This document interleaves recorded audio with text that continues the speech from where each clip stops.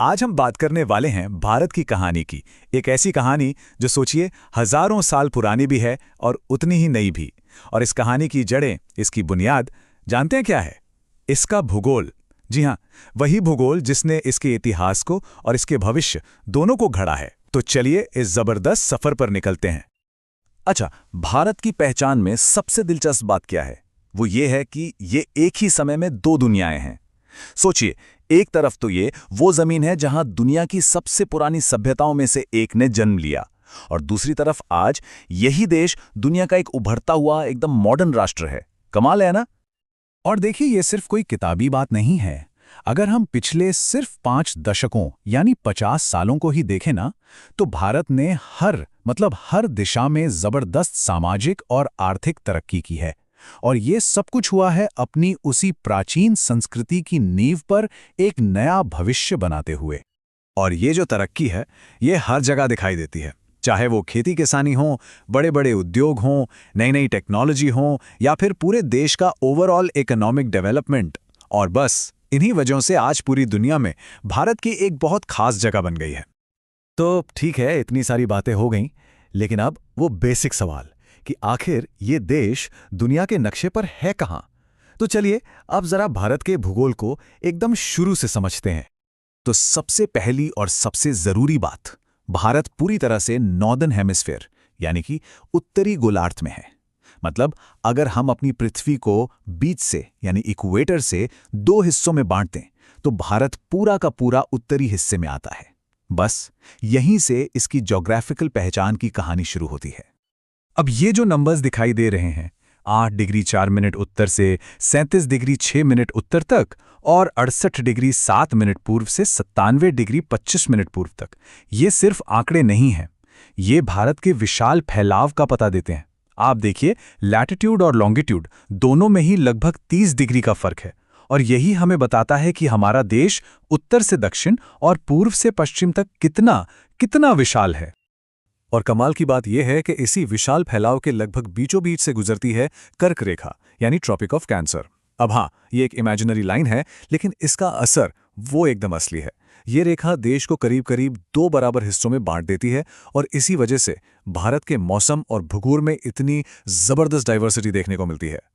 तो ये तो हो गई लोकेशन की बात। अब आगे बढ़ते हैं और देखते हैं कि ये लोकेशन असल में जमीन पर कितने बड़े आकार और कैसी सीमाओं में बदल जाती है।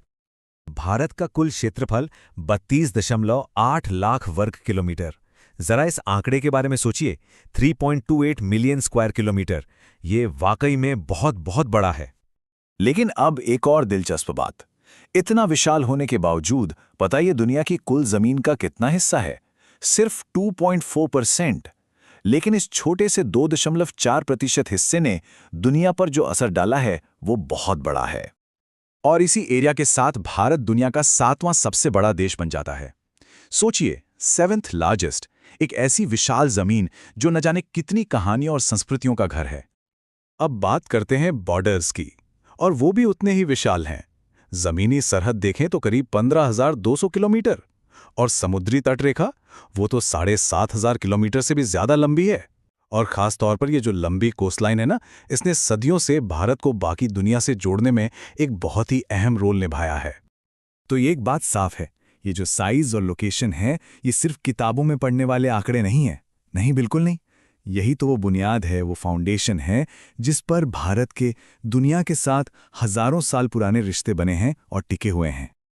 और इस बात पर जरा गौर कीजिए, ये कितनी असाधारण बात है ना, कि दुनिया के एक पूरे के पूरे महासागर का नाम एक देश के नाम पर है, इंडियन ओशन, हिंद महासागर।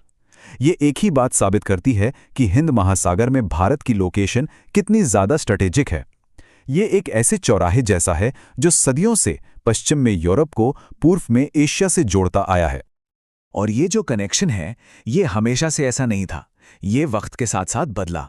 बहुत पहले प्राचीन काल में जमीनी रास्तों से संपर्क होता था, फिर समुद्री रास्तों की खोज हुई, लेकिन फिर आया साल 1869 और एक ऐसी घटना हुई जिसने सच में सब कुछ बदल कर रख दिया।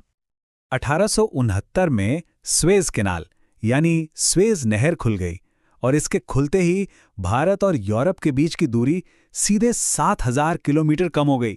7,000 किलोमीटर। आप अंदाजा लगा सकते हैं इसका क्या मतलब हुआ?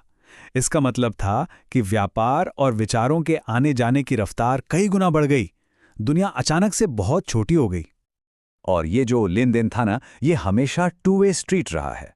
एक तरफ भारत ने दुनिया को उपनिषदों का ज्ञान दिया, डेसिमल सिस्टम दिया, पंचतंत्र की कहानियां दी और मसालों का लाजवाब स्वाद दिया, तो वहीं दूसरी तरफ दुनिया से भी बहुत कुछ लिया, जैसे यूनानी वास्तुकला यानी ग्रीक आर्किटेक्चर और पश्चिम एशिया से आए खूबसूरत गुंबद और मीनारें। ये विचारों और संस्कृतियों का एक वाकई में शानदार आदान प्रदान था। तो ये तो हुई दुनिया से जुड़ाव की बात। अब चलिए थोड़ा जूम इन करते हैं और भारत के अपने पड़ोस को, इसके पड़ोसियों को देखते हैं, क्योंकि यहां पर इसकी भौगोलिक स्थिति और भी ज्यादा मायने रखती है। देखिए, भारत साउथ एशिया के बिल्कुल दिल में यानी सेंटर में है और इसके चारों ओर पड़ोसियों का एक पूरा नेटवर्क है।